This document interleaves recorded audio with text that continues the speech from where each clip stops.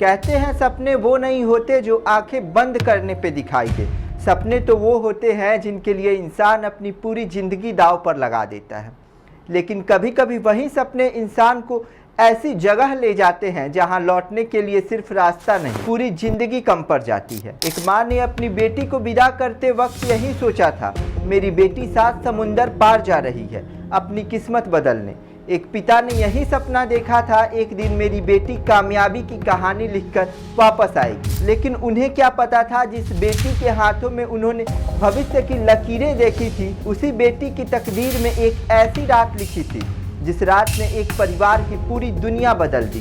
Canada की चमकती सड़कों के पीछे एक ऐसा अंधेरा छुपा था जहां प्यार का वादा था, लेकिन अंत में सिर्फ दर्द बचा। नमस्कार, मैं सिद्धार्थ कुंवर आपका बहुत बहुत स्वागत करता हूं अपने शो क्राइम रूम में।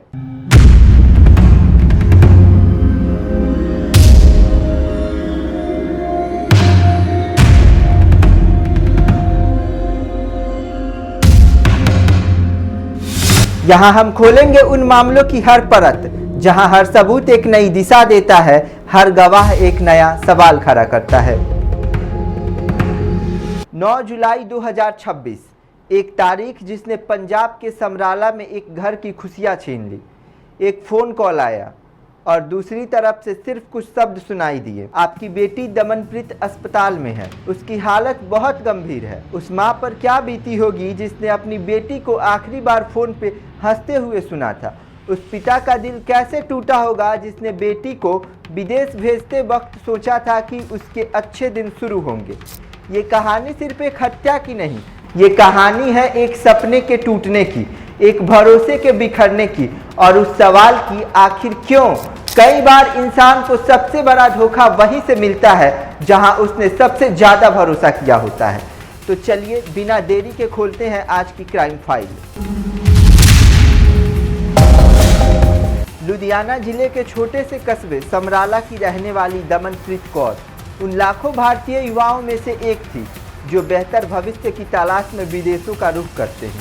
परिवार की उम्मीदों का केंद्र रही दमनप्रीत ने भी कनाडा जाने का फैसला किया।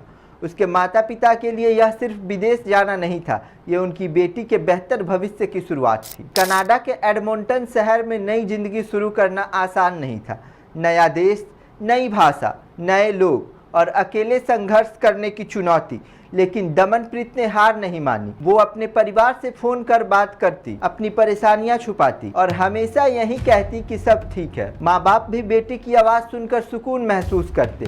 उन्हें क्या पता था कि उनकी बेटी अपने आसपास के हालातों से किस तरह जूझ रही है। इसी सफ़र के दौरान दमनप्रीत की मुलाकात 22 साल के रितेश कुमार से हुई।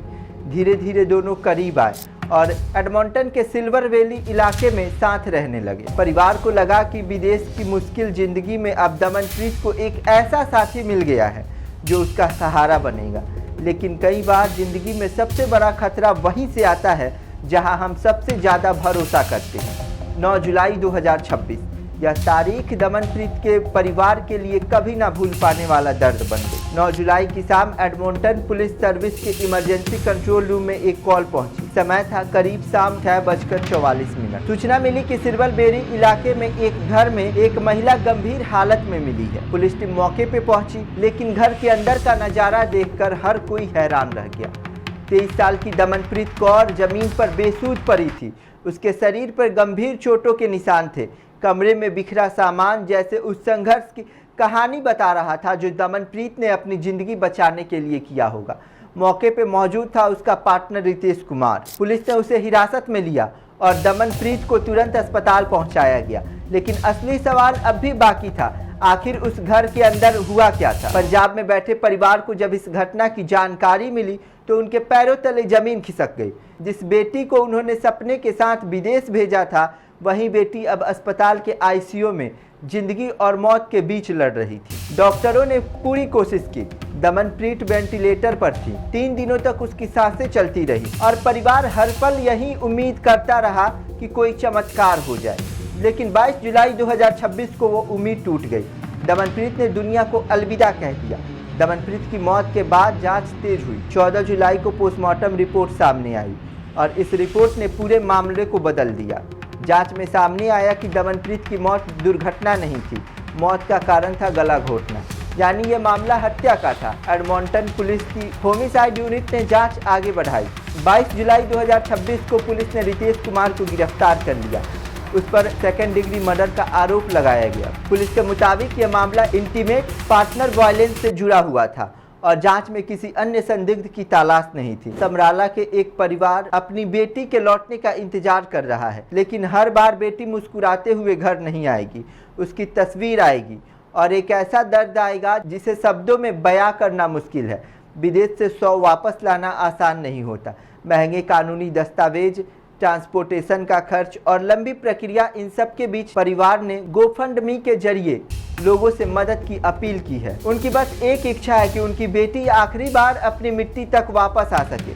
दमनप्रीत कनाडा गई थी अपने सपने को पूरा करने, लेकिन उसका सपना उसकी जिंदगी का आखिरी सफर बन गया।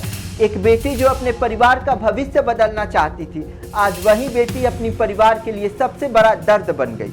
लेकिन सवाल सिर्फ दमनप्रीत की मौत का नहीं है, सवाल उन रिश्तों का है जिन पर हम आंख बंद करके भरोसा करते हैं। सवाल उन सपनों का है जिसके पीछे भागते हुए कई बार हम खतरों को पहचान नहीं पाते। क्या विदेश की चमक के पीछे छिपे अकेलेपन और रिश्ते के अंधेरे को हम समझ पा रहे हैं? क्या प्यार और भरोसे के नाम पर होने वाली हिंसा को रोकने के लिए समाज पर्याप्त कदम उठा रहा है? और सबसे बड़ा सवाल, दमनप्रीत जैसी कितनी बेटियों को अपने सपनों की कीमत अपनी जिंदगी देकर चुकानी पड़ेगी? ये कहानी सिर्फ एक मौत की नहीं, बल्कि एक चेतावनी है, क्योंकि कभी कभी सबसे खतरनाक तूफान बाहर नहीं, आपके अपने रिश्तों के अंदर छुपा होता है। सावधान रहें, सुरक्षित रहें, सतर्क रहें। मिलते हैं एक ऐसी ही कहानी के साथ अगले एपिसोड में। तब तक के लिए देखते रहिए पब्लिक एशिया न्यूज।